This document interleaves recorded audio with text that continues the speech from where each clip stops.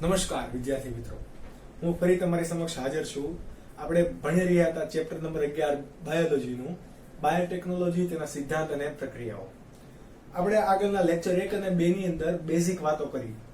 આજે જે લેક્ચર 3 છે એની અંદર આપણે મોસ્ટ આઈએમપી સવાલ જે કહી શકાય બોર્ડમાં 4 માર્ક્સ માટે અને 2 માર્ક્સ માટે એ ભણવાના છે. લાસ્ટ લેક્ચરની અંદર આપણે વાત કરેલી કે પ્રતિકૃતિ બનાવતા વાહકો માટે રિસ્ટ્રિક્શન ઉત્સેચકોની વિશે થોડીક વાત કરી લીધી. ક્લોનિંગ કઈ રીતે કરાય એ રીતે વાત કરી લીધી. ડીએનએ લાઇગેઝનો ઉપયોગ શું થાય, આ બધી વાત આપણે કરી. આજે જે સવાલ છે એ ડીએનએ નો કટકો આપણે કરી લઈએ, પછી જે ઈચ્છિત લક્ષણો વાળો ડીએનએ નો ટુકડો છે એને અગારોસ ઇલેક્ટ્રોજેલ ફોરેસિસ માંથી પણ અલગ કરી લીધો, પછી એને ક્લોનિંગ વાહકોમાં આપણે એડ કરવાનો છે, ત્યાં જોઈન કરવાનો છે. તો સવાલ એ આવે કે ક્લોનિંગ વાહકો કોને કહેવાય, એનું કાર્ય શું હોય. તો 2 માર્ક્સ માટે તમને સવાલ પૂછી લઈ તો સિમ્પલ છે. એનસીઆરટી માં અને ગુજરાત બોર્ડ માટે આપણે જો જોઈએ તો સિમ્પલ તમારે ખાલી શોર્ટ આન્સર લખવાનો છે, પરંતુ નીટ માટે એને કોન્સેપ્ટ આપણે અલગ કરવો પડશે. અલગ કોન્સેપ્ટ માટે આપણે નીટના લેક્ચરની અંદર જોઈશું. અત્યારે આપણે બેઝિક ગુજરાત બોર્ડ માટેનો લેક્ચર જોઈએ. ઓકે, તો ક્લોનિંગ વાહકો એટલે શું? તો ક્લોનિંગ વાહક હકીકતમાં શું છે? તો ક્લોનિંગ વાહક બીજું કઈ નહીં, હકીકતમાં શું છે એ ડીએનએ જ છે. શું છે? ડીએનએ નો ટુકડો અથવા તો ડીએનએ નો કોઈ ભાગ અથવા તો ખુદ એક પોતે ડીએનએ જ છે. ઓકે, કોનું ડીએનએ? આપણું ડીએનએ? તો કે નહીં, દરેક ડીએનએ એ ક્લોનિંગ વાહક તરીકે વર્તી શકતું નથી. ફક્ત ને ફક્ત કોણ વર્તી શકે? તો કે આપણા પાસે એનસીઆરટી બુક ની અંદર આપેલા છે એ પ્રમાણે જોવા જઈએ તો પેલું એક છે પ્લાઝમિડ, બીજું છે આપણી પાસે બેક્ટેરિયોફેજ, અને ત્રીજું જે આપણી પાસે છે એનું નામ છે કોસ્મિડ. કોસ્મિડ વિશે વધારે માહિતી એનસીઆરટી બુક ની અંદર નથી આપી, પરંતુ આપણે એને નીટ ની અંદર કવર કરીશું. બેક્ટેરિયોફેજ છે એના વિશે પણ એટલું બધું ગુજરાત બોર્ડની ચોપડીમાં કીધું નથી.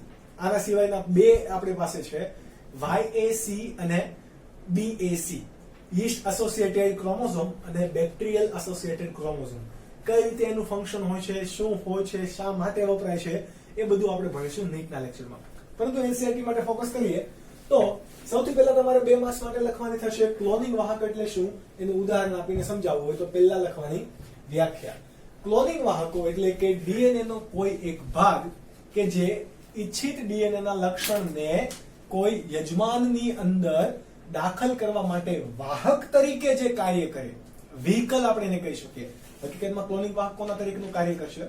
વ્હીકલ તરીકે. સાયકલ, બસ, ટ્રેન, ટ્રક, પ્લેન, હેલિકોપ્ટર, આને આપણે વાહન કહીએ છીએ. પણ બાયોલોજીની ભાષામાં અત્યારે જો વાહન કહીએ તો કોને કહેવાશે? ક્લોનિંગ વાહકો. તો તમને એમ થાય કે સર પહેલો સવાલ જે છે એને પ્રતિકૃતિ બનાવતા વાહકો કેમ કીધા? આ પ્રતિકૃતિ એટલે બીજું કઈ નહીં, પ્રતિકૃતિ એટલે નકલ. નકલ એટલે કે કોપી, સમાન ટુકડા. હવે આપણો સવાલ થાય કે એને અહીંયા શું કામ છે? તો આપણે ક્લોનિંગ વાહકનો યુઝ શા માટે કરીશું? તો કે એક ડીએનએ નો ટુકડો આપણી પાસે છે ઈચ્છિત લક્ષણો વાળો, એનામાંથી ઘણી બધી કોપી બનાવે છે. માનો કે એકમાંથી આપણે 1000 ટુકડા બનાવવા છે, એક જ આપણા પાસે છે, એની કોપી કેટલી કરવી છે? 1000. તો કોનો ઉપયોગ થશે? આપણને ખબર છે કે કોઈ અન્ય સજીવની અંદર એને દાખલ કરીશું, જે આપણે વાત કરી હતી કે ઈ કોલાઈ બેક્ટેરિયાની અંદર દાખલ કરીએ તો એની ઘણી બધી નકલો મળી શકે. કેમ? તો કે પ્લાઝમિડ છે કે કોઈ પણ ક્લોનિંગ વાહકો છે એ સ્વયં જનનની ક્ષમતા ધરાવતો હોય. તો બીજો એક ટોપિક યાદ રાખવો કે ક્લોનિંગ વાહક એ જ વર્તી શકશે કે જે સ્વયં જનનની ક્ષમતા ધરાવતો હશે. ઓકે, વાત કરીએ કોણ ક્લોનિંગ વાહક તરીકે વર્તે. તો કે પેલું છે પ્લાઝમિડ. ઓકે, પ્લાઝમિડ ની અંદર જનીનની અંદર તમને ખ્યાલ હશે કે નાઇટ્રોજન બેઝ હોય. નાઇટ્રોજન બેઝ કેટલા હશે? તો કે એની અંદર નાઇટ્રોજન બેઝ હશે 0.5 k થી, k મતલબ કિલો, 10³ ઘાત, 0.5 થી 8 કિલો બેઝ પેર. બેઝ પેર એટલે કે AT. ઓકે, તો એ એક બેઝ પેર થઈ. GC તો એ બીજી બેઝ પેર થઈ. એવી રીતે AT, GC, GC, CG, TA, TA, એ જે ક્રમિક શૃંખલા છે એને શું કહેવાશે? બેઝ પેર. તો એની અંદર કેટલા હશે પ્લાઝમિડ ની અંદર?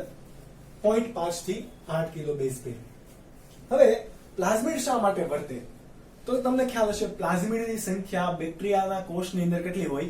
10 થી માંડીને 100 હોય. ઇકોલાઈ બેક્ટેરિયા લઈ લો કે અન્ય કોઈ પણ બેક્ટેરિયા લઈ લો, યુ બેક્ટેરિયામાંથી કોઈ પણ એક્ઝામ્પલ તમે લઈ લો, તો એની અંદર પ્રત્યેક કોષ દીઠ એટલે કે પ્રત્યેક બેક્ટેરિયા દીઠ પ્લાઝમિડની સંખ્યા કેટલી હશે? 10 થી 100, કે જે ઘણી વધારે છે. અને પ્લસ એક બેનિફિટ કયો છે આપણી પાસે? તો કે પ્લાઝમિડ શાની ક્ષમતા ધરાવતું હોય? તો કે સ્વયંજનનની. તમને ભણી ગયા ચેપ્ટર નંબર 2 ની અંદર કે યુ બેક્ટેરિયામાં આવેલું વધારાનું પ્લાઝમિડ, વધારાનું એટલા માટે છે કારણ કે એ કેવું હશે? વલયાકાર. કેવું હશે? વલયાકાર. માનો કે આ આપણું બેક્ટેરિયા છે તો એનું આ મુખ્ય રંગસૂત્રીય દ્રવ્ય છે, આ એની કશાર. ઓકે, મુખ્ય રંગસૂત્રીય દ્રવ્ય છે, તો એની સિવાય વધારાના જે રંગસૂત્રીય દ્રવ્ય આવેલા હોય કે જેને આપણે શું કહીએ છીએ? પ્લાઝમિડ. આ પ્લાઝમિડનું જો સ્વયંજનન એટલે કે એને બેવડાવવું હોય તો એ આનુવંશિક ડીએનએ ઉપર કોઈ આધાર રાખતું નથી. પોતાનું સ્વયંજનન, પોતાની મરજી. ઓકે, એટલે પોતે કેવું છે? સ્વયંજનનની ક્ષમતા ધરાવે છે. એટલા માટે આપણે પ્લાઝમિડને પણ ક્લોનિંગ વાહક તરીકે યુઝ કરી શકીએ. બીજું એક્ઝામ્પલ છે આપણું બેક્ટેરિયોફેજ. બેક્ટેરિયોફેજની અંદર વાત કરીએ બેઝ પેર કેટલા હોય? તો કે 9 કિલો થી 23 કિલો બેઝ પેર. નાઇટ્રોજન બેઝની સંખ્યા, સોરી, નાઇટ્રોજન બેઝ પેર એટલે કે જોડીની સંખ્યા કેટલી હશે? 9000 થી 23000 નાઇટ્રોજન બેઝ પેરની સંખ્યા હશે. હવે બેક્ટેરિયોફેજ પણ કેવું છે? તો કે પોતે કેવું છે? એક બેક્ટેરિયોફેજ એટલે કે કોણ હશે? વાયરસ. અને તમને ખ્યાલ છે કે બેક્ટેરિયોફેજ એટલે કે વાયરસ કે જે બેક્ટેરિયા ઉપર અસર કરતો હોય અથવા તો બેક્ટેરિયા આધારિત જે વાયરસ હોય એને શું કહેવાશે? બેક્ટેરિયોફેજ. એનું જે ડીએનએ છે એ સામાન્ય રીતે કેવું હશે? રેખીય. કેવું હશે? રેખીય. પરંતુ કોઈ યજમાનની અંદર દાખલ થાય તો એ કેવો આકાર ધારણ કરે છે? વલય આકાર. આ વલય આકાર ધારણ કરે અને યજમાનની અંદર પણ એ શું પામી શકે? સ્વયંજનન પામી શકે. એટલા માટે આપણે કોને યુઝ કરી શકીએ? બેક્ટેરિયોફેજને પણ. ટેક્સ્ટબુકની અંદર જે તમને કોસ્મિડ વિશે વધારે વાત નથી કરી, ઇન શોર્ટ એટલું સમજી લો કોસ્મિડ કોને કહેવાય. નીટના લેક્ચરમાં આપણે વધારે ડીપમાં જશું તો કે પ્લાઝમિડ અને ફેજના જનીનને શું કરીએ આપણે? ભેગું કરીએ તો એને શું કહેવાય? કોસ્મિડ. કોને કોને? પ્લાઝમિડ અને ફેજના જનીનને જો ભેગું કરીએ તો એને શું કહેવાય? કોસ્મિડ. હવે આની સિવાય જે તમારા નીટની અંદર આવવાના છે કન્ટેન્ટ, એ નીટના લેક્ચરના વિડીયોની અંદર તમે જોઈ શકશો કે એક હશે અન્ય કોઈ પણ વાયરસ પણ બેક્ટેરિયા, સોરી, અન્ય કોઈ વાયરસ જે છે એ ક્લોનિંગ વાહક તરીકે વર્તી શકે. તો કે કયો વાયરસ? લેમ્ડા ફેજ વાયરસ, જે તમારે નીટના લેક્ચરની અંદર હું ડિટેલમાં ભણાવીશ. ઓકે, વાયરસ છે, પછી છે yeast associated chromosome, bacteria associated chromosome. આ ત્રણે ત્રણ પણ કોના તરીકે વર્તી શકે? ક્લોનિંગ વાહકો તરીકે વર્તી શકે. આ ક્લોનિંગ વાહક એટલે કે કોઈ આવું પ્લાઝમિડ જો ઈચ્છિત જનીનના ટુકડાને આપણે આ વાહક જોડે જોડવા માટે સમર્થ છીએ, એટલે કે આપણે કેપેબલ છીએ, તો શું થશે? તો આ એક સ્વયંજનન પામીને આવા 2 બનશે, 10 બનશે, 20 બનશે, 50 બનશે. સ્વયંજનન જેટલી વખત થશે એટલી વખત આ ડીએનએ નો ટુકડો, ઈચ્છિત લક્ષણવાળા ડીએનએ ના ટુકડાની આપણે શું બનાવી શકાય? નકલ બનાવી શકાય. અહીંયા 1 હતો, સપોઝ અહીંયા 1 માંથી 2 બને છે, તો ઈચ્છિત ડીએનએ ના ટુકડા પણ કેટલા બની ગયા? 2. આ 2 ફરીથી બેવડાય છે તો ફરીથી કેટલા બનશે? 2 માંથી 2, અહીંયા 2 માંથી 2, તો કેટલા બનશે? 4. આ રીતે ક્રમિક રીતે એકમાંથી ક્રમિક રીતે સેમ ટુ સેમ લક્ષણો વાળા જનીનની કોપી બનતી જાય છે. કોના કારણે બની છે? તો આ વાહક તરીકે. ઓકે, તો વાહકનું કામ શું હશે? એક ઈચ્છિત જનીનના ટુકડાની નકલ બનાવવા માટે શું વપરાય છે? ક્લોનિંગ વાહકો. આગળનો સવાલ જે છે કે ક્લોનિંગ વાહક તરીકે વર્તવ્યું હોય તો એની પાસે શું શું ખાસિયત હોવી જોઈએ? શા માટે આપણું જે કોમન ડીએનએ છે એ ક્લોનિંગ વાહક તરીકે નહીં વર્તી શકે? કેમ આ બેક્ટેરિયાનું મુખ્ય રંગસૂત્ર દ્રવ્ય છે એ ક્લોનિંગ વાહક તરીકે નહીં વર્તે? ક્લોનિંગ વાહક તરીકે વર્તવા માટે પણ શું શું ખાસિયતો હોવી જોઈએ એ આપણે જોઈશું નેક્સ્ટ ક્વેશ્ચનની અંદર, કે જે બોર્ડની અંદર 4 માર્ક્સ માટે મોસ્ટ આઈએમપી છે અને અવારનવાર એ સવાલ પૂછાતો રહે છે. કોણ ક્લોનિંગ વાહક તરીકે વર્તી શકે? શા માટે કોઈ અન્ય ડીએનએ પણ ક્લોનિંગ વાહક તરીકે વર્તી શકતું નથી? સવાલ જોઈએ 3 માર્ક્સ માટે અથવા 4 માર્ક્સ માટે તમને મોસ્ટ આઈએમપી આ સવાલ છે અને બ્લુપ્રિન્ટ પ્રમાણે પણ આ સવાલ તમારો ગુજરાત બોર્ડના બ્લુપ્રિન્ટ પ્રમાણે પણ શિક્ષણ અને પરીક્ષણની અંદર આપેલો છે. ઓકે, તો સવાલની શરૂઆત કરીએ કે કઈ કઈ ખાસિયત હોવી જોઈએ? તો મુખ્ય 3 ખાસિયત છે. કઈ કઈ? તો કે પહેલું તો એની પાસે શું હોવું જોઈએ? સ્વયં જનનની ઉત્પત્તિ સ્થાન હોવું જોઈએ. બીજું એના પાસે શું હોવું જોઈએ? તો કે એના પાસે પસંદગીમાન રેખક હોવું જોઈએ. અને ત્રીજું એની પાસે શું હોવું જોઈએ? ક્લોનિંગ જગ્યાઓ. ત્રણે આપણે ડિટેલમાં ભણીએ. પહેલી વાત કરીએ સ્વયં જનનની ઉત્પત્તિ સ્થાન. તો આપણે આગળ ભણી ગયા કે કોઈ પણ જનીન પાસે કોઈ એવું ચોક્કસ કોઈ પણ પ્લાઝમિડ અથવા તો કોઈ પણ ડીએનએ પાસે કે કોઈ પણ ઘટક પાસે કોઈ એવું ચોક્કસ જનીન હોવું જોઈએ કે જે શું કરે છે? સ્વયં જનન કરાવવાની શરૂઆત કરે છે. ઓકે, સપોઝ કે આ આપણું એક પ્લાઝમિડ છે. ઓકે, પ્લાઝમિડ નું આપણે કોઈ નામ નથી આપતા, પ્લાઝમિડ છે એટલા માટે આપણે વલયાકાર દોરેલ છે અને ડબલ સ્ટેન્ડર્ડ છે.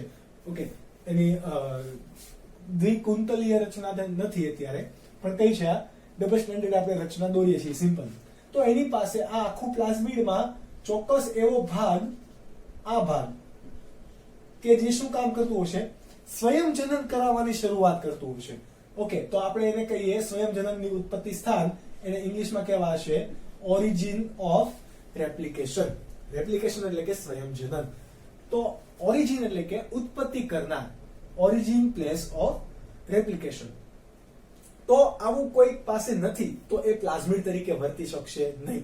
અગર સ્વયં જનનની ઉત્પત્તિ સ્થાન છે તો એ પ્લાઝમિડ તરીકે વર્તી શકે. આના સિવાય પણ ઘણી 3 ખાસિયત જેની પાસે હશે એ જ ક્લોનિંગ વાહક તરીકે વર્તી શકશે, નહીં કે ફક્ત સ્વયં જનનની ઉત્પત્તિ સ્થાન છે તો એ ક્લોનિંગ વાહક તરીકે વર્તે. હવે શું થશે? કોઈ વાહક તમે ડીએનએ ના ટુકડાને અહીંયા એડ કરો છો, અહીંયા એડ કરો છો કે અહીંયા એડ કરો છો, પણ કટ કરવા છતાં પણ પ્લાઝમિડ એ પોતાની સ્વયં જનનની ક્ષમતા ગુમાવતું હોવું જોઈએ નહીં. માનો કે તમે ઈચ્છિત જનીનનો ટુકડો છે આવો કોઈ, એને તમે આ ભાગ ઉપર એડ કરો છો, એટલે કે અહીંયા કટ કરશો અને ફરીથી ત્યાં એડ કરો છો, તો પણ પ્લાઝમિડ પોતાની સ્વયં જનન પામવાની ક્ષમતા ગુમાવતું હોવું જોઈએ નહીં. તો જ એ પોતે પ્લાઝમિડ તરીકે વર્તી શકશે. જો એ સ્વયં જનનની ક્ષમતા જ ગુમાવી દેશે કોઈ વાહક નવા ડીએનએ ને ઉમેરો કરવાથી, તો ફરી એ કોઈ કામનું છે નહીં. બીજી વાત કરીએ પસંદગીમાન રેખક. કોને કહેવાશે પસંદગીમાન રેખક? તો કે આ સ્વયં જનનની ઉત્પત્તિ સ્થાનની બાજુમાં જેટલો પણ પ્લાઝમિડનો તમને ભાગ દેખાય છે એ બધાને જ શું કહેવાય? પસંદગીમાન રેખક. શું કહેવાશે? પસંદગીમાન રેખક. પણ શા માટે? વાય? તો એનો એક સવાલ છે, એના નામ ઉપરથી જ આપણને જવાબ મળે. એનું કામ શું હશે? પસંદગી કરવી. શાની પસંદગી કરશે? તો કે અપરિવર્તનીય ઘટકો અને પરિવર્તનીય ઘટકો. પરિવર્તનીય ઘટકોની પસંદગી કરશે. હવે તમે કોઈ વાહક ડીએનએ ને અહીંયા દાખલ કરશો, વિદેશી ડીએનએ ને આ ભાગે દાખલ કરો છો અને એ પરિવર્તન પામે છે, એટલે કે નવી સંરચના બનાવે છે. એ ભાગને શું કરશે? આપણે આગળ વધારશું, એટલા માટે એની શું કરશે? પસંદગી. અને જે કોઈની અંદર આ ઈચ્છિત ડીએનએ નો ટુકડો જોડાઈ શકતો નથી, એટલે કે ઘટક કેવો છે? અપરિવર્તનીય છે, તો એને શું કરશે? રિજેક્ટ, એટલે કે એનું અવગણન કરશે. આ કાર્ય કોણ કરે? પસંદગીમાન રેખક. અને આ પસંદગીમાન રેખક કોને કહેવાશે? સ્વયં જનનની બાજુમાં આવેલું અથવા તો પ્લાઝમિડમાં સ્વયં જનન સિવાયનો ભાગ એ કોના તરીકે વર્તશે? પસંદગીમાન રેખક તરીકે. આ પસંદગીમાન રેખક, એના ઉપર ઘણી વખત પસંદગીમાન રેખકનો કોઈ ચોક્કસ ભાગ ઘણીવાર એન્ટીબાયોટિક અવરોધક જનીન તરીકે પણ વર્તે. કોના તરીકે? એન્ટીબાયોટિક અવરોધક જનીન તરીકે પણ વર્તે. એન્ટીબાયોટિકને ઘણી વખત ગુજરાતીમાં તમને નામ આપેલું હોય તો એનું નામ હશે પ્રતિજૈવિક દ્રવ્ય અવરોધક જનીન. સોરી, કયા એન્ટીબાયોટિક અવરોધક દ્રવ્ય જનીન હોય? તો આપણે એક્ઝામ્પલ લઈ લઈએ તો કે તમારું એન્ટીબાયોટિક છે ટેટ્રા સાયક્લિન, પછી છે એમ્પિસિલિન છે, હજી એક કેનામાઇસિન,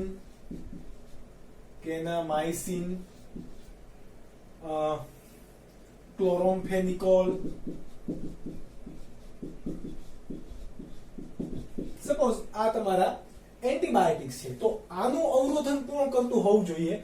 પ્લાઝમિડ. એ માટે પણ પ્લાઝમિડમાં શું હોવું જોઈએ?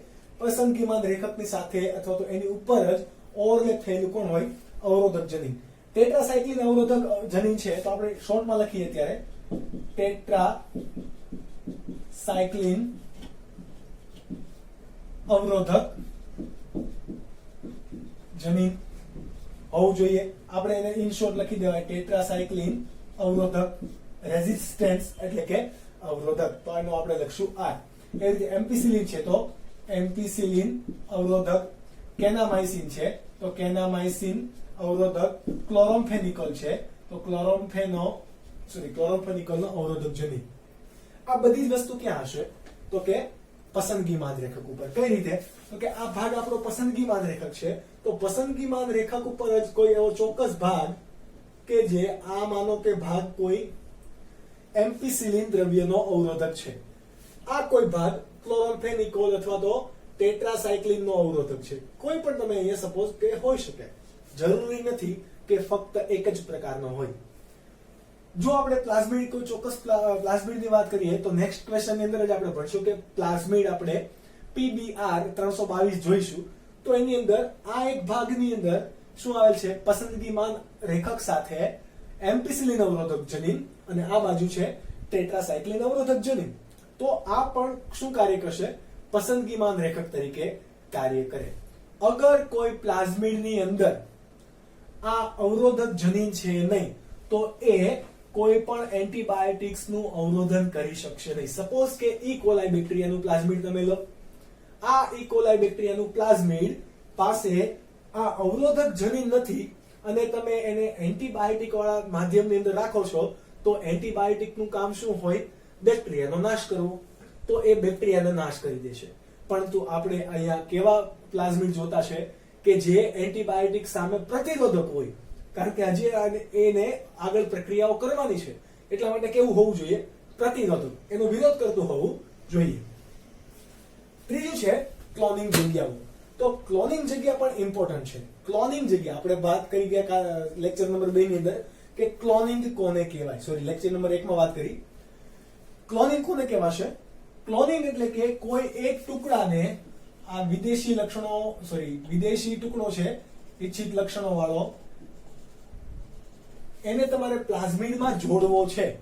તો પ્લાઝમિડમાં ક્યાં જોડાશે? ગમે ત્યાં રેન્ડમ જગ્યાએ જોડાઈ જશે? તો કે નહીં. એ જોડાવા માટે પણ શું હોવું જોઈએ? ચોક્કસ સ્થાન હોવું જોઈએ. તો એને શું કહેવાશે?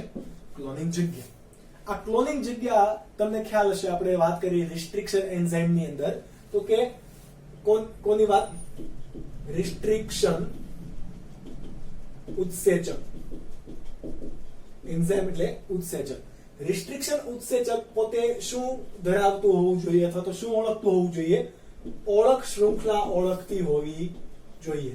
ઓળખ શૃંખલાને આપણે બીજું કહીએ પોલિન્ડ્રોમિક શૃંખલા. આ ઓળખ શૃંખલા ક્યાં ઓળખશે? તો કે કોઈ પણ ચોક્કસ સ્થાન ઉપર. સપોઝ કે આપણે કાલે એક્ઝામ્પલ લીધેલું, એનું એ ફરીથી એક્ઝામ્પલ લઈએ. ઈ કોલાઈ R1 તમારો રિસ્ટ્રિક્શન ઉત્સેચક છે, તો એ ક્યાં ફક્ત કાર્ય કરી શકતો હોય? કે જ્યાં એની ઓળખ શૃંખલા છે એની ઓળખ શૃંખલા કઈ આપણે કાલે વાત કરી હતી? GAATTC, અને આ બાજુ પણ કેવી હશે? GAATTC. આ ચોક્કસ ઓળખ શૃંખલા ઈ કોલાઈની માનો કે અહીંયા છે. કોણ છે? ઇકો R1 માટેની ઓળખ જગ્યા છે. તો ફક્ત આ ટુકડાને પણ જો ઈ કોલાઈ R1 વડે કટ કરેલો છે અને પ્લાઝમિડને પણ ઈ કોલાઈ R1 વડે કટ કરો, તો વિદેશી લક્ષણો વાળો ડીએનએ નો ટુકડો ફક્ત આ જગ્યાએ જ જોડાઈ શકશે, નહીં કે આ જગ્યાએ, નહીં કે આ જગ્યાએ. કેમ? કારણ કે દરેક રિસ્ટ્રિક્શન ઉત્સેચક માટે ઓળખ શૃંખલા કેવી હશે? ઓછામાં ઓછી એક જ. હવે માનો કે તમે એવું કહો કે સર આ પ્લાઝમિડની અંદર એક જ રિસ્ટ્રિક્શન ઉત્સેચક માટે જગ્યા હોય, તો કે નહીં. દરેક પ્લાઝમિડમાં ઘણા બધા રિસ્ટ્રિક્શન ઉત્સેચકો માટે જગ્યા હોય. માનો કે આ બાજુ છે તો PST1 તમે લઈ લો, PVU1 તમને થાય આ શું છે, તો આ પણ કોણ છે? રિસ્ટ્રિક્શન ઉત્સેચકો છે. અહીંયા તમે લઈ લો સપોઝ કે BAM H1, સેલ H1, આ બધા ઉત્સેચકો. તો વિવિધ ઓળખ જગ્યા બધાની સ્થાન કેવું છે? અલગ અલગ. ઇકો R1 અહીંયા કાર્ય કરશે તો ત્યાં જ કાર્ય કરશે, PVU1 ની જગ્યાએ કાર્ય કરશે નહીં. તો આવી ઓળખ જગ્યા અથવા તો ક્લોનિંગ જગ્યા પણ કેવી હોવી જોઈએ? ઓછામાં ઓછી એક. કેમ એક જ? સપોઝ કે ઇકોલાઈ R1 માટે ઓળખ જગ્યા અહીંયા છે, અહીંયા છે, અહીંયા છે અને અહીંયા છે. કેટલી છે? 1, 2, 3 અને 4. આ 4 જગ્યાએ ઓળખ જગ્યા છે. ઇકોલાઈ R1 વડે તમે પેટ્રી ડિશની અંદર અથવા તો ટેસ્ટ ટ્યુબમાં તમે જ્યાં પ્રક્રિયા કરો છો, ઇકોલાઈ R1 નું તમે એક ટીપું નાખ્યું, ઉત્સેચકનું ટીપું નાખ્યું, તો એ પ્લાઝમિડના ઘણા બધા ટુકડા કરી દેશે કે જેને ફરીથી એની એ જ રીતે એ જ કન્ડિશનમાં જોડવા કેવા છે? મુશ્કેલ છે. એટલા માટે પ્લાઝમિડ ઓછામાં ઓછી કેટલી ઓળખ જગ્યા ધરાવતું હોવું જોઈએ? એક જ ઓળખ જગ્યા ધરાવતું હોવું જોઈએ. આમ સ્વયંજનનની ઉત્પત્તિ સ્થાન, પસંદગીમાન રેખક અને ક્લોનિંગ જગ્યાઓ જે કોઈ પણ પ્લાઝમિડ, બેક્ટેરિયોફેજ, વાયરસ, કોઈ કૃત્રિમ ડીએનએ કે ક્રોમોઝોમ છે એ ધરાવતું હોય એ કોના તરીકે વર્તી શકે?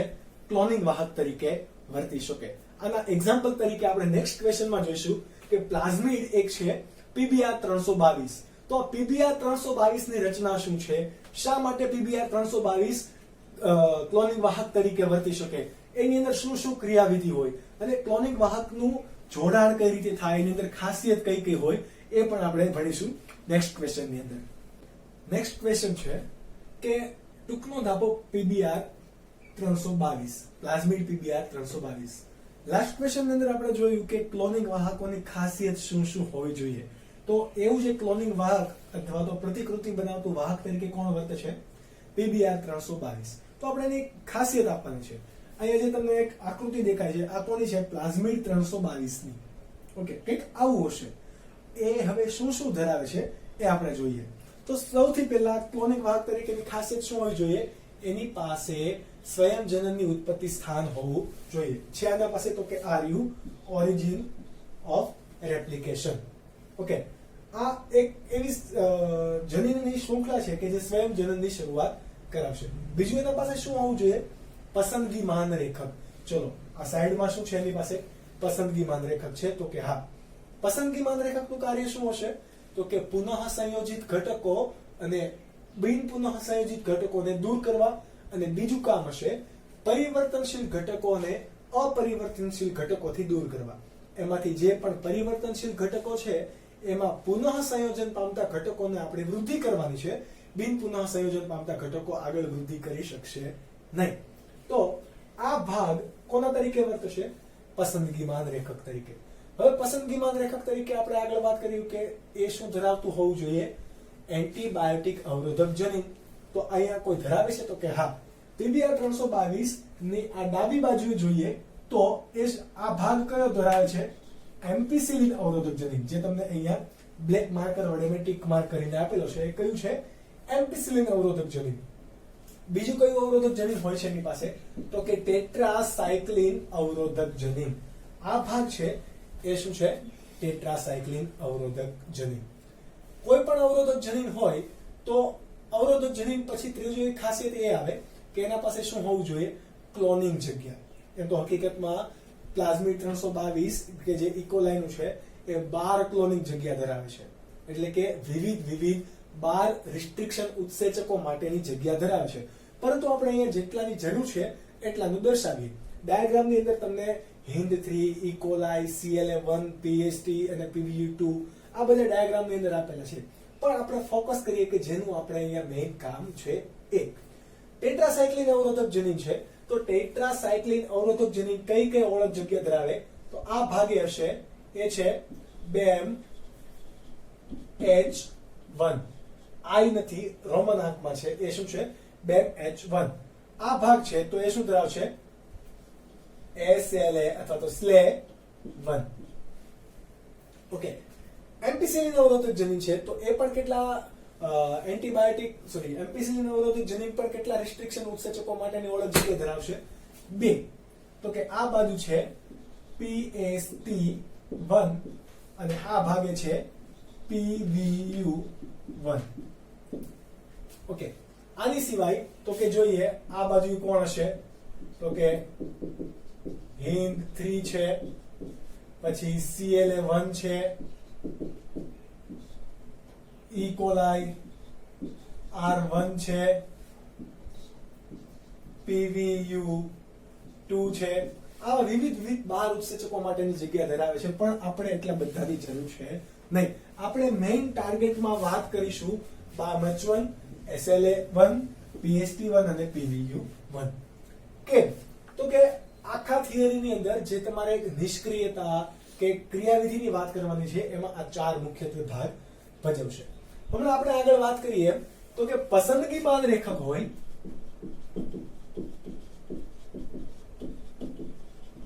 એનું મુખ્ય કામ શું હશે?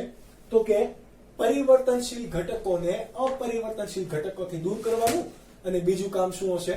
તો કે બિન પુનઃ સંયોજિત ઘટકોને પુનઃ સંયોજિત ઘટકોથી અલગ કરવાનું. ઓકે, તો પસંદગીમાન રેખક ટોટલ અહીંયા 2 કાર્ય કરશે. કયા કયા? અપરિવર્તનશીલ ઘટકોને દૂર કરશે, અને બીજું કાર્ય કયું કરશે? બિન પુનઃ સંયોજિત ઘટકોને દૂર કરશે, આને પણ દૂર કરશે. તો સિલેક્ટ કોને કરશે? તો કે ફક્ત ને ફક્ત પરિવર્તનશીલ ઘટકોને શું કરશે? સિલેક્ટ કરશે, અને બીજું કોઈ કેવું ઘટક હશે તો એ ફક્ત ને ફક્ત પુનઃ સંયોજિત ઘટકોને જ ખાલી શું કરશે? સિલેક્ટ કરશે, એની જ વૃદ્ધિ થવા દેશે. આપણે આગળ વાત કરીએ કે આ કાર્ય હકીકતમાં કઈ રીતે થશે. માનો કે તમારો કોઈ વિદેશી અથવા તો ઈચ્છિત લક્ષણો ધરાવતો ડીએનએ નો ટુકડો, આ કોઈ વિદેશી ડીએનએ છે, એટલે કે ઈચ્છિત લક્ષણો ધરાવતો ડીએનએ નો ટુકડો કે જેને કોના વડે કપાયેલો છે? તો કે BAMH1 વડે કપાયેલો છે. સપોઝ કે BAMH1 વડે કપાયેલો છે.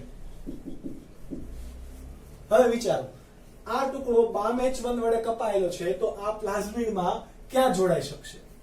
PVU1 ઉપર, PVU2 ઉપર, EcoR1 ઉપર, કે ફક્ત BAMH1 ઉપર? Yes, correct. કોના ઉપર? ફક્ત BAMH1 સાથે જ જોડાઈ શકશે. કેમ? કારણ કે બંને માટે ઓળખ શૃંખલા કેવી હશે? સમાન. એટલા માટે. હવે સપોઝ કે તમે આ કોઈ વિદેશી ડીએનએ ના ટુકડાને EcoR1 વડે તમે કટ કરેલ છે તો તેને ફક્ત E. coli R1 ની જે ઓળખ શૃંખલા છે, ક્લોનિંગ જગ્યા છે, ત્યાં જ જોડી શકાશે. સપોઝ કે તમે PST1 વડે કટ કરેલ છે તો ફક્ત ને ફક્ત ક્યાં જોડી શકાશે? PST1 સુધી જ, બીજે ક્યાંય પણ જોડી શકાતું નથી.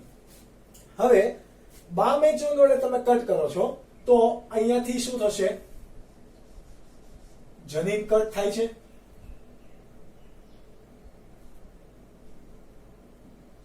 જનીન કટ થઈ ગયું. હવે આ આખું જે જનીન હતું એ હકીકતમાં કોનું અવરોધન કરતું હતું? ટેટ્રાસાયક્લિન નું અવરોધન કરતું હતું. તો હવે એ કોઈનું અવરોધન કરી શકશે નહીં. કેમ? તો કે આપણે તો એ ટેટ્રાસાયક્લિન અવરોધક જનીનને શું કરી દીધું? કટ કરી દીધું. કટ કરી દીધું તો એ પોતે કાર્ય કરી શકશે નહીં. કાર્ય નહીં કરી શકે તો આવા પ્રકારની જે પ્રક્રિયા છે એને શું કહેવાશે? નિવેશી નિષ્ક્રિયતા. શું કહેવાશે? નિવેશી નિષ્ક્રિયતા. નિવેશ કરવો એટલે કે દાખલ કરવું. કોઈ એક ઘટકને દાખલ કરવાથી કોઈ એક જનીન નિષ્ક્રિય બની જાય છે તો એને શું કહેવાશે? નિવેશી નિષ્ક્રિયતા. સપોઝ કે તમે આ ટુકડાને BAMH1 વડે નહીં પરંતુ PVU1 વડે કાપેલો છે અથવા તો PST1 વડે કાપેલો છે તો અહીંયાથી કયું જનીન નિષ્ક્રિય બનશે? ટેટ્રાસાયક્લિન? તો કે નહીં. કોણ નિષ્ક્રિય બનશે? એમ્પિસિલિન અવરોધક જનીન નિષ્ક્રિય બની જશે. નિષ્ક્રિય બની જાય એટલે એનો મતલબ શું થાય? તો કે હવે આ પ્લાઝમિડને એમ્પિસિલિન ઉપર જો રાખવામાં આવે, એમ્પિસિલિનના માધ્યમમાં રાખવામાં આવે તો જો નિષ્ક્રિય હશે તો એમ્પિસિલિન નું અવરોધન થઈ શકશે નહીં. ફક્ત ને ફક્ત કોનું થઈ શકે? ટેટ્રાસાયક્લિન નું થઈ શકે. પરંતુ આપણે જે સવાલની અંદર થિયરીમાં જે કેસ આપેલો છે એની સ્ટડી કરીએ. નિષ્ક્રિય કયું થયું છે? તો કે ટેટ્રાસાયક્લિન. હવે આ બધી પ્રક્રિયા ક્યાં થતી હશે આપણા હાથમાં? તો કે નહીં. આ પ્રક્રિયા ક્યાં થતી હોય? પેટ્રી ડીશમાં. પેટ્રી ડીશ એટલે કે તમે આવી એક ડીશનો, તમે બાયોલોજીની લેબની અંદર આવી એક ડીશ જોઈ જ હશે. ઓકે, પરંતુ આવી રીતે એકદમ ગોળ હોય, જેવી રીતે આપણા ઘરની કોઈ ડીશ હોય એવી રીતે, પણ કાચની હશે. ઓકે, આ કાચની ડીશની અંદર એટલે કે પેટ્રી ડીશની અંદર પ્રક્રિયા થતી હોય. હું પેટ્રી ડીશને આવી રીતે નહીં, આ રીતે અહીંયા તમને ડ્રો કરું છું. આ રીતે મેં ડ્રો કર્યું. હવે એની અંદર હું બધા ઘટકો હશે. માનો કે પ્લાઝમિડ PBr 322 હતું, તો આ પેલા બધે પ્લાઝમિડ 322 છે. આ શું છે? પ્લાઝમિડ 322. આપણને દેખાશે નહીં, પણ હું તમને એક્ઝામ્પલ માટે ખાલી સમજાવું છું. હવે તમે એની અંદર કોને એડ કર્યો છે? વિદેશી DNA ના ટુકડાને. તો આ વિદેશી DNA ના ટુકડા થઈ ગયા. આપણને ખબર તો નહીં પડે, કારણ કે બધું લિક્વિડ ફોર્મમાં હશે, તો કોઈ પણ વસ્તુ આપણને દેખાશે નહીં. આ વિદેશી DNA ના ટુકડા છે. પરંતુ એને જોડવા માટે કયો ઉત્સેચક તમે આપો છો? BAMH1. તો ઉપરથી તમે ડ્રોપ એડ કર્યું તો BAMH1 કટકા કરશે. બધાના જ કટકા કરશે તો કે નહીં? તો આપણે પ્લાઝમિડ આપણને ખબર નથી પડતી કે આ એક્ઝેક્ટ 322 નું છે કે નહીં. એટલે ઘણા બધા પ્લાઝમિડ હશે. એ પ્લાઝમિડમાંથી ફક્ત કોણ કટ થશે કે જે BAMH1 માટેની ઓળખ જગ્યા ધરાવે છે. એ ઘણા એમનેમ રહેશે. આ અન્ય કોઈ પ્લાઝમિડ છે તો એમનેમ રહેશે, એને કોઈ ફરક પડશે નહીં. ઓકે, હવે આ DNA ના ઇચ્છિત લક્ષણો વાળા DNA ના ટુકડાને જોડવા માટે તમે શું કરો છો? તો કે કયો ઉત્સેચક દાખલ કરશો DNA ના ટુકડાને જોડવા માટે? DNA ligase. આ DNA લાઇગેઝ ઉત્સેચક તમે આપો પેટ્રી ડીશની અંદર, એટલે આ આવી રીતે જે કંઈ પણ જોડાયેલા હતા પ્લાઝમિડના ટુકડા જે હતા એનું શું થશે? વિદેશી DNA ના ટુકડા મોટા ભાગના પ્લાઝમિડ સાથે જોડાઈ જશે આ રીતે. પણ અમુક ટુકડા હશે પ્લાઝમિડના કે વિદેશી DNA નો ટુકડો એની સાથે જોડાય એ પહેલા એના છેડા પણ કેવા હતા? એકબીજાને પૂરક અને ચીપકું. તો ઓટોમેટિક બંને ફરીથી સંયોગ થઈ જશે. એટલે કે આ રીતે.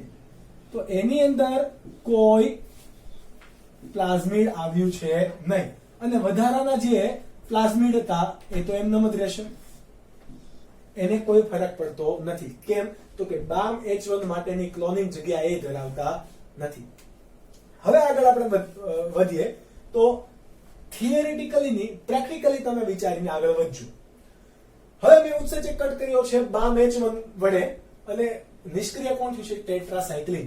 હવે આ જે પેટ્રી ડીશ છે એને હું ઉછેર માધ્યમની અંદર એકની અંદર માધ્યમ તરીકે મેં મૂકેલ છે એમ્પિસિલિન, અને બીજાની અંદર મેં માધ્યમ તરીકે મૂકેલ છે માનો કે ટેટ્રાસાયક્લિન. કોની અંદર પ્લાઝમિડ 322 વિકાસ પામશે? જસ્ટ વિચારો કે એમ્પિસિલિન ની અંદર કે ટેટ્રાસાયક્લિન ની અંદર? ટેટ્રાસાયક્લિન ની અંદર વિકાસ પામી શકશે નહીં. કેમ? તો કે ટેટ્રાસાયક્લિન અવરોધક જનીન કેવું બની ગયું છે? નિષ્ક્રિય. કોને કારણે? ઇચ્છિત લક્ષણો વાળા DNA ના ટુકડાને એડ કરવાથી. હવે શું થશે? તો કે એમ્પિસિલિન યુક્ત માધ્યમ છે, તો એમાં શું થાય? પુનઃ સંયોજિત ઘટકો છે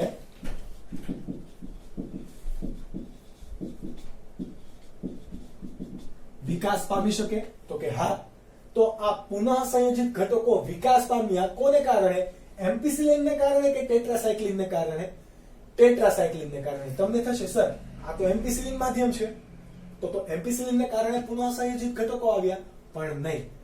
બિન પુનઃ સંયોજિત ઘટકો ટેટ્રાસાયક્લિન અને એમ્પિસિલિન બંનેના ઉપર તો વૃદ્ધિ પામતા જ હતા, પરંતુ નિષ્ક્રિય કોણ થયું? ટેટ્રાસાયક્લિન. ટેટ્રાસાયક્લિન નિષ્ક્રિય થયું એટલા માટે આપણે એમ્પિસિલિન ઉપર પુનઃ સંયોજિત ઘટકો મેળવી શકીએ છીએ. એટલે આપણે જે પસંદગીમાન રેખકનું કાર્ય હતું એમાં બિન પુનઃ સંયોજિત ઘટકોને દૂર કરવા અને પુનઃ સંયોજિત ઘટકોને દૂર કરવા એ એક અવરોધક જનીને કાર્ય કર્યું. એન્ટીબાયોટિક અવરોધક જનીને, તો બીજું શું કામ કરશે? અપરિવર્તનીય ઘટકો હશે એને દૂર કરશે અને પરિવર્તનશીલ ઘટકો હશે એને સ્ટેબલ રાખશે. તો પરિવર્તનીય ઘટકો ક્યાં થશે? એમ્પિસિલિન પર. અહીંયા આપણે વાત કરીએ પરિવર્તનશીલ ઘટકોની પસંદગી કોણ કરશે? એમ્પિસિલિન અવરોધક જનીન. જ્યારે પુનઃ સંયોજિત ઘટકોની પસંદગી કોણ કરશે? ટેટ્રાસાયક્લિન અવરોધક જનીન. પરંતુ આ પુનઃ સંયોજિત ઘટકોની પસંદગી કરવી આસાન છે નહીં. પરિવર્તનશીલની તો આસાનથી થઈ જશે. કેમ? તો કે ટેટ્રાસાયક્લિન માધ્યમની અંદર આપણે આ પ્લાઝમિડને દાખલ કરીશું તો એ વૃદ્ધિ પામી શકશે નહીં. કેમ? તો કે ટેટ્રાસાયક્લિન અવરોધક જનીન કેવું છે? ઓલરેડી નિષ્ક્રિય છે. ફક્ત ને ફક્ત એમ્પિસિલિન ઉપર જ આપણે એની વૃદ્ધિ કરી શકાશે. ઓકે, ટેટ્રાસાયક્લિન ની અંદર જશે તો શું થાય? ટેટ્રાસાયક્લિન અવરોધન પામી શકશે નહીં, તો એની વૃદ્ધિ થાય નહીં. પરંતુ આ વાત થઈ પરિવર્તનશીલ ઘટકોની. એ માટે કોણે કાર્ય કર્યું? એમ્પિસિલિને. એમ્પિસિલિન સિલેક્ટ કરશે કે અમે અવરોધન કરી શકવા માટે સક્ષમ છીએ, તો તમે વૃદ્ધિ કરી શકો. તો પરિવર્તનશીલ ઘટકો થઈ ગયા સિલેક્ટ. હવે વાત કરીએ પુનઃ સંયોજિત ઘટકોની. પુનઃ સંયોજિત ઘટકો એટલે કે આની અંદર ક્યાં ગયા? હા, આ ભાગ તમે એને ફોકસ કરો. આ ભાગ જો એની અંદર પુનઃ સંયોજન થયેલું છે કે નથી થયેલું? થયેલું છે. પરંતુ આપણને ખબર કેમ પડશે? કારણ કે પેટી ડીશ ની અંદર કોઈ કલર હોતો નથી, અભિરંજક તો આપણે દાખલ કરેલું છે નહીં. તો ખબર કેમ પડશે કે આ એક પ્લાઝમિડ ની અંદર ઇચ્છિત ડીએનએ નો ટુકડો આવી ચૂક્યો છે કે નથી આવી ગયો? જો આવી ગયો હશે તો આને આપણે અલગ કઈ રીતે કરશું? કારણ કે એની અંદર તો મિશ્રણ છે પેટ્રી ડીશમાં. તો એના માટે પણ આપણે ઓપ્શન લઈને આવ્યા. એના માટે આપણે રંગક લઈને આવ્યા. રંગક એટલે કે અભિરંજક જેવું જ, પરંતુ એ અભિરંજક નથી. એ પોતે શું છે? પસંદગીમાન રેખકનો એક ચોક્કસ ભાગ. પોતે શું છે? પસંદગીમાન રેખકનો ચોક્કસ ભાગ કે જે શું કરશે? જો એની અંદર કોઈ ઘટકને એડ કરેલું છે તો એ પોતાનો રંગ આપશે નહીં. જો એડ કરેલું નથી તો પોતે રંગ આપશે. કારણ કે પોતાના, જેમ કે એક છોકરો હોય એના મમ્મીને ઓળખી શકે. ઓકે, 7 વર્ષનો છોકરો હોય એના મમ્મી પપ્પાને ઓળખી શકતો હોય, અને કોઈ બે જણા ફાઇટ કરે કે આ છોકરો મારો છે, આ છોકરો મારો છે, તો એ છોકરો જ નક્કી કરી શકશે કે મારા મમ્મી પપ્પા કોણ છે. એવી રીતે અહીંયા પસંદગીમાન રેખકમાં આપણે એક રંગક વાપરીએ છીએ. એ શું કરશે? કલર આપશે. એટલે કે હા, આની અંદર વિદેશી જનીનનો ટુકડો આવેલો છે કે નથી આવેલો? જો આવેલો હશે તો કોઈ રંગ આપશે નહીં. જો આવેલો નથી તો રંગ આપશે. આ એક્ઝામ્પલ થી. પરંતુ બધા રંગકો કેવા હોય છે? અલગ અલગ પ્રકારના. એટલે અમુક પ્રકારના રંગો નેગેટિવ ફીડબેકમાં કામ કરતા હશે, અમુક પ્રકારના રંગકો પોઝિટિવ ફીડબેકમાં કામ કરતા હશે. નેગેટિવ અને પોઝિટિવ શું છે? સપોઝ કે અમુક પ્રકારના રંગકો જે છે અથવા તો અમુક પ્રકારના રંગક રેખકો જે છે એ શું કાર્ય કરશે? તમે કોઈ વિદેશી જનીનનો ડીએનએ નો ટુકડો અહીંયા દાખલ કરેલો છે તો રંગ આપશે, અને અમુક પ્રકારના હશે તો એ રંગ નહીં આપે. પરંતુ એ રેખકના મિકેનિઝમ ઉપરથી આપણને ખબર પડશે કે કયા ટુકડા આપે કે નહીં. જેવી રીતે આપણે ફિનાઇલ એલેનિન હોય કે ફિનાઇલ એલેનિન નહીં, મિથિલિન બ્લુ છે, તો આપણને ખ્યાલ છે કે મિથિલિન બ્લુ ફક્ત આરબીસી ને જ શું કરશે? અભિરંજિત કરશે. ડબ્લ્યુબીસી ને અભિરંજિત નહીં કરે. એ આપણને પહેલેથી ખબર છે. એ રીતે જ અહીંયા પણ આપણને કયો રેખક કયું કાર્ય કરે એ ખબર હોય તો પુનઃ સંયોજિત ઘટકો અથવા તો બિન પુનઃ સંયોજિત ઘટકોથી પુનઃ સંયોજિત ઘટકોને અલગ કરી શકાય. જેવી રીતે આપણે એક પાસે એક્ઝામ્પલ છે કે બીટા ગેલેક્ટોસાઇડેઝ ઉત્પન્ન કરતું એક પ્લાઝમિડ છે અથવા તો જનીનનો ભાગ છે. સપોઝ કે આ કોઈ પ્લાઝમિડ છે, એની અંદર આ ભાગ એ બીટા ગેલેક્ટોસાઇડેઝ ઉત્પન્ન કરવા માટે જવાબદાર છે. હવે હું કોઈ રિકોમ્બિનન્ટ ડીએનએ ને એટલે કે પુનઃ સંયોજિત ડીએનએ ને આ ડીએનએ ની અંદર દાખલ કરવા માંગુ છું તો શું થશે? મેં અહીંયા દાખલ કર્યું તો હું એક કટ ઓબ્વિયસલી આને બીટા ગેલેક્ટોસાઇડ ઉપર હું શું મારીશ? કટ કરીશ. અને અહીંયા મેં શું કરી દીધું? નવું એક ડીએનએ દાખલ કર્યું. તો હવે આ ભાગ એ બીટા ગેલેક્ટોસાઇડેઝ ઉત્પન્ન કરશે તો કે ઉત્પન્ન કરી શકશે નહીં. તો આ પ્રક્રિયાને આપણે શું કીધું? નિવેશી નિષ્ક્રિયતા. આ નિવેશી નિષ્ક્રિયતા બાદ ખબર કેવી રીતે આપણને પડશે કે રિકોમ્બિનન્ટ ડીએનએ આની અંદર એડ થયું છે કે નહીં? તો આનો પણ એક સિમ્પલ આન્સર છે. તમારી પાસે રંગક છે, રંગક અથવા તો રેખક કે જે પુનઃ સંયોજિત ઘટકોને બિન પુનઃ સંયોજિત ઘટકોથી અલગ કરી શકે. તો આપણી પાસે અહીંયા જે છે એ પોઝિટિવ પ્રકારનું નેગેટિવ પ્રકારનો રંગક છે કે અહીંયા મેં રંગક એડ કરેલો છે ઓલરેડી. જો બીટા ગેલેક્ટોસાઇડેઝ ની અંદર રિકોમ્બિનન્ટ ડીએનએ મેં એડ કરેલ છે, એટલે અથવા તો ઈચ્છિત લક્ષણો વાળું ડીએનએ નો ટુકડો મેં એડ કરી દીધો છે, તો એ પોતે રંગ આપશે નહીં. કેવો રંગ નહીં આપે? બ્લુ રંગ આપશે નહીં. અને કોઈ એડ થયું જ નથી, એટલે કે હતું એનું એ જ છે. ઓકે, વિદેશી જનીનનો ટુકડો અહીંયા એડ થયો જ નથી, એટલે કે આ કેવો છે? બિન પુનઃ સંયોજિત ઘટક છે. તો અહીંયા રંગ કેવો આપશે? બ્લુ રંગ આપશે. જો બ્લુ રંગ મળે તો એનો મતલબ શું થયો? બિન પુનઃ સંયોજિત ઘટક છે. એટલે કે આ પ્લાઝમિડ કેવું છે કે જેની અંદર હજી કોઈનું સંયોજન થયેલું છે નહીં. અને આ ઘટક એ કેવો છે? પુનઃ સંયોજિત, કે જ્યાં આપણને રંગ મળતો નથી. પરંતુ યાદ રાખજો, આ નેગેટિવ ફીડબેક ની વાત છે. પોઝિટિવ ફીડબેક ની અંદર રંગકનો પ્રકારને આધારે રંગ અલગ અલગ બદલાતા રહેશે.